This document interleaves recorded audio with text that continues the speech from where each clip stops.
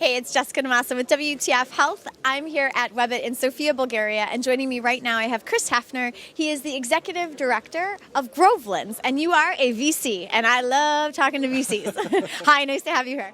Great to be here in Sofia. Great.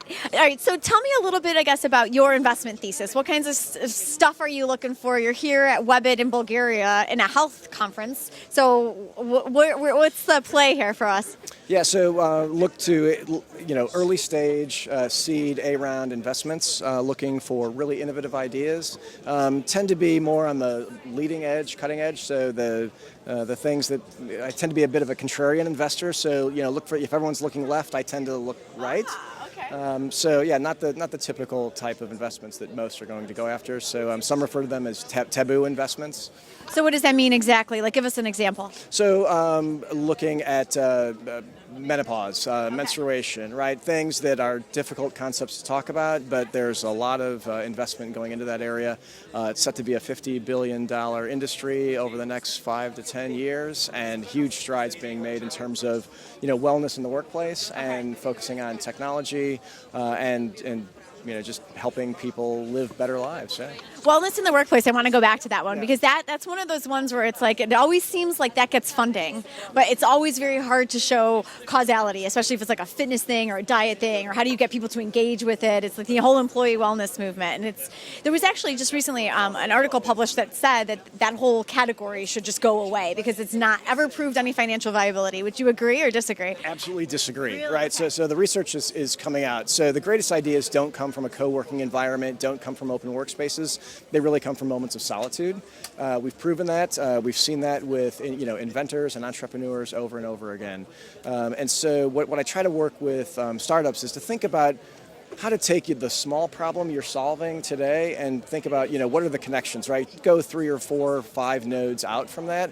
And so when you think about, wellness and well-being, you start to think about productivity, innovation, ideation, and so we know people are more creative when they have time to themselves. Yeah. So you could look at, take example, menstruation, right? So you could look at a workplace as making a concession for female employees, or you can look at it as making an investment in ideation and some unfocused time for that employee to get creative and think and disconnect from the environment a little more intentionally. So, we love it when Google talks about, their 20%, do whatever you want time, but if we talk about it in terms of women's health, we somehow just shut that concept down. Are you invested in a company that's doing something in this space? I'm curious. Okay. So tell us a little bit about this one because you're dancing around it. Yeah, there's a lot of apps out there. A lot of startups, looking at how do we track this? How do we understand the impact it has on an individual, and how can the workplace help to accommodate that individual? And then what are the advantages in the workplace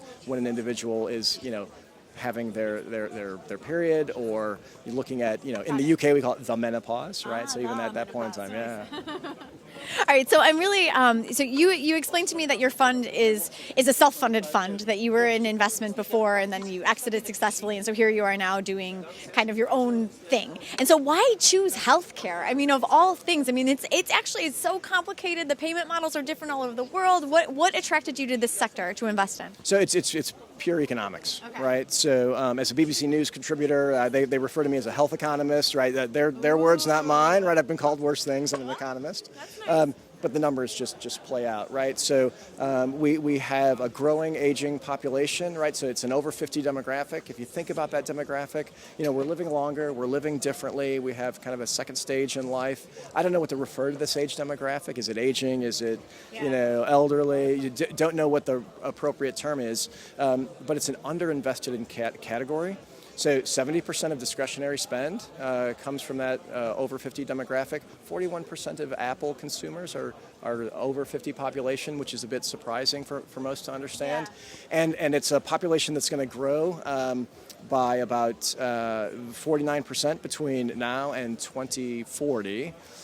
So, living longer, aging, and money to spend.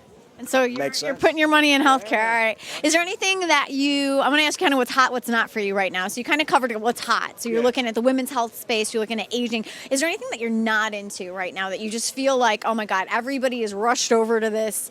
It's no longer a blue ocean. I'm not putting my money in this anymore. Yeah. So I think it's still early for blockchain. Okay. And artificial intelligence is an overused term. I think the FT just came out with some research that said about 45% of companies that talk about artificial intelligence have no artificial intelligence in what they're doing. They may aspire to, but it's marketing hype. The intelligence around the artificial intelligence is artificial in and of itself. Exactly. It's a bit of an irony. But I'd also argue that I don't think it's really healthcare, right? Because to be clear, I've not found a single healthcare system in the world, right? We have sick care. Right.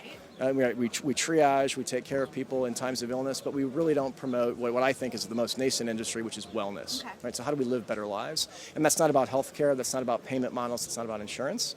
Although insurers stand to make the most money. They really do. If they can make if you live a better life, suddenly your premiums might be lower, right? If I give you the ability to control your premiums through the way you behave and through wellness, you pay a lower premium, which is a benefit to you, and as an insurer, I pay less in claims, which is great for everyone, right? Oh, you are an economist here. Okay, last question for you. I have a lot of startups who watch. What's your advice for them when they're dealing with an investor who's kind of got your background, where it's somebody who's not specialized in healthcare particularly, but who's kind of got a fund of their own? I mean, what's the right way or the wrong way to go about engaging with someone like yourself and getting someone like you excited about what they've got to offer? Yeah, I'd say the number one tip is to understand as a startup, an investor is probably 40% product and 60% person. Okay. So as an investor, we know the idea that you have today, the passion that you have is going to evolve, it's going to change. Probably the product or service isn't going to succeed. It will mature and turn into something else, and we're really investing in you, the entrepreneur, the individual, the team, and carrying that passion and that capability forward and putting that to the fore is absolutely important. So you have to do you got to do your business, right? You got to do the economics, right? You have to have a solid plan. You have to talk about your addressable market, right, and all of that stuff. But ultimately, it's, are you passionate, right? Are you going to survive, those turbulent times? Because I've done the Silicon Valley petting zoo tours. You see people with great ideas and great technology, and they just don't have the passion to succeed, and that will wane. So we're looking for... All right, you're looking for passion. Yeah. Got it. All right, Chris. Well, thanks so much for letting us pick your brain. It was great to talk with you. I'm Jess DaMassa with WTF Health here at Webit. Thanks so much for joining us.